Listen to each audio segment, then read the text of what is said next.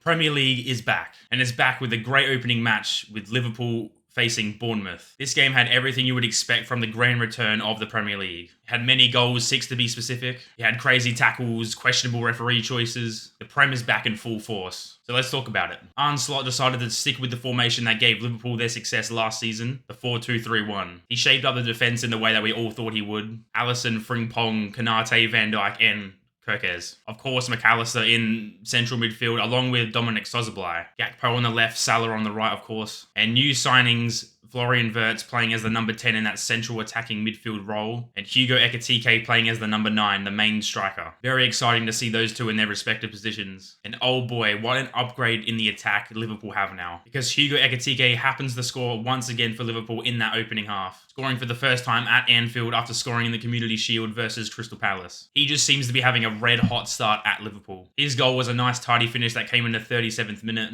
Nice 1-2 with McAllister and had an open run through on goal. Granted, he did get a very fortunate bounce off the defender after he tried to nutmeg him, but he managed to get past and tuck it in the back of the net. And actually, very shortly after that, he had a very good chance at the back post with an open header. Cross swung in by Cody Gakpo, and Ekitike just had acres of space to get a head on it. But it goes over, and he couldn't quite get over it in time to get it on target. And for the first half, besides the goal, there was, of course, already a very dodgy referee decision made. So Bournemouth defender Senesi actually handballs it on the halfway line. Ekitike was ready to pounce and run through on goal, very open, but Senesi had other ideas. He literally swipes the ball and it brushes his fingertips. And the referee wasn't phased, and VAR actually can't interfere if the referee doesn't call it initially. But the referee actually decides to not enact anything on it because the ball actually touches his body before his hand, which is just ridiculous. That is just not how the rule works. So you're just saying that I can just chest the ball down and just use my hands. Like, it doesn't make any sense. Like, that's just stupid. That just doesn't make any sense. And I really hope this season isn't going to be like last season and there's going to be a million VAR and referee decisions that just don't make any sense and are really just bad for the game. They do nothing but just negatively impact the game and the flow. And of course, if something goes wrong, it can actually impact the final result of the game, costing teams points. Now, Bournemouth did have their chances too. Tavernier actually squandered a very easy cutback goal. Semenyo actually had a great cross lobbed over to him, but he put it high and wide in the end. And they could have had a penalty shout after a coming together in Liverpool's box. That first half was pretty even, but Liverpool just took their chance in the end. And before we get into the second half, I just thought I should mention that very nice tribute to Diogo Jota and Andre Silva that happened in the 20th minute. And it was great to see a whole minute dedicated to those two and to commiserate their losses. Liverpool players were putting up the number 20 after they scored a couple times, and Mohammed Salah actually did Diogo Jota's clap celebration, which was very wholesome to see. It was the first home game without Diogo Jota, and it was good to see the support. Just thought I should mention it before moving on. Moving on to the second half, Cody Gakpo scores very early on. Another great goal cutting in on the left, on his right foot,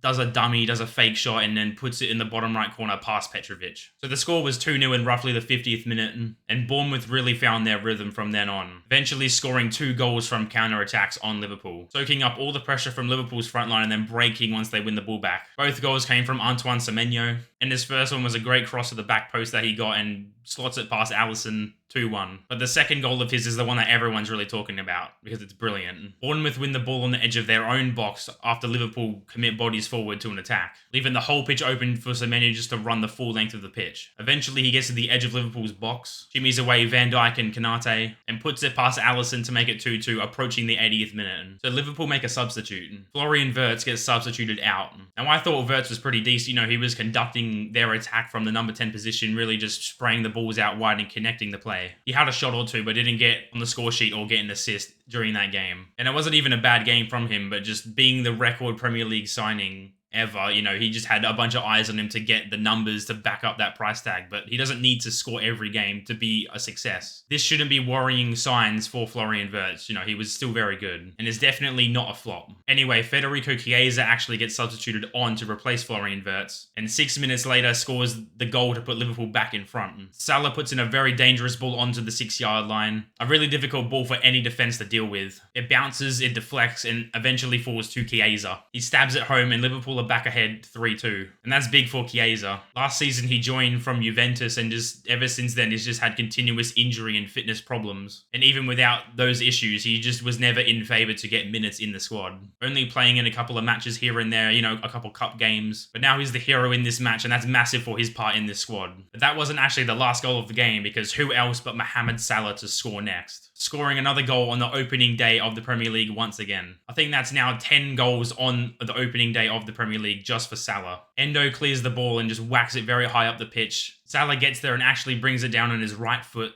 in the box and bends it far post, ultimately having the game finish 4-2 to Liverpool. A great game to reintroduce the Premier League for another season. And my takeaways from this game, I thought Liverpool signings looked pretty good. Ekitike especially, I love the way he was receiving the ball in the middle of the park and just spraying it out wide to Salah and Gakpo. Frimpong and Kokes look pretty good individually as well. It is kind of worrying though, having both of them so far up the pitch at the same time, really exposing this Liverpool team to counter-attacks, which is how Bournemouth found their success in this match. Teams this season are going to keep exposing that weakness unless Liverpool fix it soon. And not having Gravenberch play in that midfield, tucking in as a third centre-back, you saw that vulnerability there. Not having Gravenberch also meant that Dominic Szoboszlai had to play in that double pivot along with McAllister. It did mean that Florian Wirtz did get that number 10 position, but he had to come back and help with his defensive duties. I saw Wirtz drop very deep during that game a couple of times, almost to his own byline. If Gravenberch or even Endo are playing in that starting 11, that would just unleash Wirtz and really let him contribute to the attack. And from a Bournemouth perspective, I don't think they should take this loss too harshly. They really brought it to Liverpool this match, and I think they should do very good this season. Their squad had some very big outgoings during the transfer window, and they seem just fine with those losses. Especially keeping Antoine Semenyo, he seems to be their main man this season, and I think he's going to be. Him along with Justin Kluivert were their big players last season. In the end, impressive performances from both sides, but Liverpool get away with the 3 points. There's still more games for match week 1. Very interesting matchups. We'll see where it takes us. That's it for this video, guys. Let me know down in the comments your thoughts and how back the Premier League is. Here's to a very good Premier League season. Thanks for watching. Like, share, subscribe, and I'll see you guys in the next one.